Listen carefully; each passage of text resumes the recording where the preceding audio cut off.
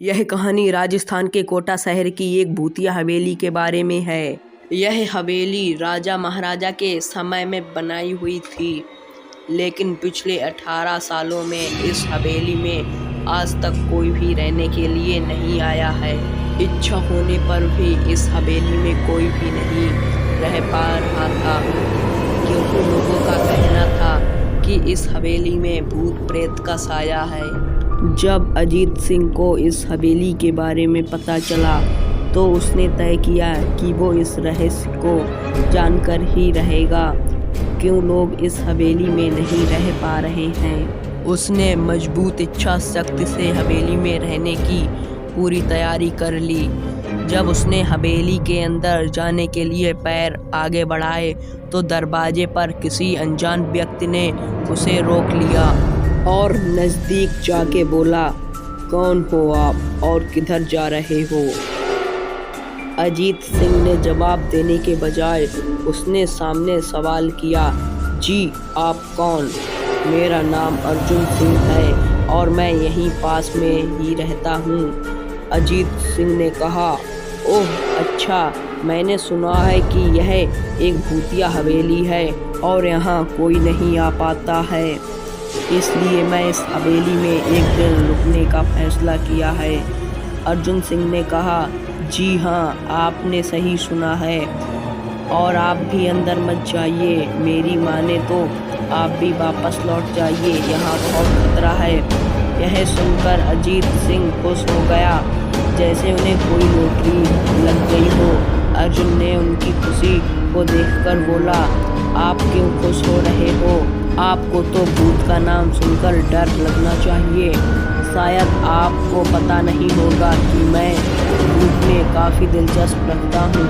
अगर इस हवेली में भूत है तो मैं अंदर ज़रूर जाऊँगा और सारी सच्चाई का पता भी लगाऊँगा। इतना कहकर अजीत सिंह उस हवेली में चले गए। अंदर जाके अजीत सिंह ने अपने बैग को साइड में रखा और हवेली के चारों ओर देखने लगा। सारे रूम भी चेक कर लिए। बाद में ड्राइंग रूम में आके सोफे पर बैठ गया। उसने वहाँ बैठकर दारू के 2-4 पैग भी पिए। वहीं अचानक उस रूम में लाइट का एक बल्ब चालू बंद होने लगी, लेकिन अजीत ने उस पर ध्यान नहीं दिया। थोड़ी देर बाद दूसरा बल्ब चालू बंद होने लगा। फिर तो हवेली की सारी लाइट चालू बंद होने लगी। यह सब देखकर अजीत अपनी जगह पे खड़ा हो गया और संपूर्ण सावचेत हो गया। अचानक उसके सामने एक छोटा टेबल हवा में उड़ने लगा। करीबन 6 फुट हवा में ऊपर जाके गोल गोल घूमने लगा और बाद में अजीत की ओर तेजी से आने लगा। अजीत ने तुरंत ही अपनी जगह बदल दी और दूसरे ओर चला गया और वो टेबल वहीं जाके गिर जहां अजीत खड़ा था। अजीत कुछ समझ पाता उतने में सोफे की सीट उसकी ओर आने लगी। वो जल्द खड़ा हो गया और छलांग लगा के दूसरी ओर कूद गया, जिसके कारण सोफा दीवार को टकराया और अजीत बच गया। अचानक सब कुछ शांत हो गया। अजीत ने चारों ओर सतर्कता से देखा और बड़ी आवाज में बोला, तुम जो भी हो सामने आकर बात करो। वहीं एक बड़ी परछाई उसके सामने आई। अजीत ने उस परछाई को देखकर बोला, कौन हो तुम और क्यों मुझे मारना चाहते हो? परछाई, तुम्हारी भूल के कारण। अजीत, मेरी भूल?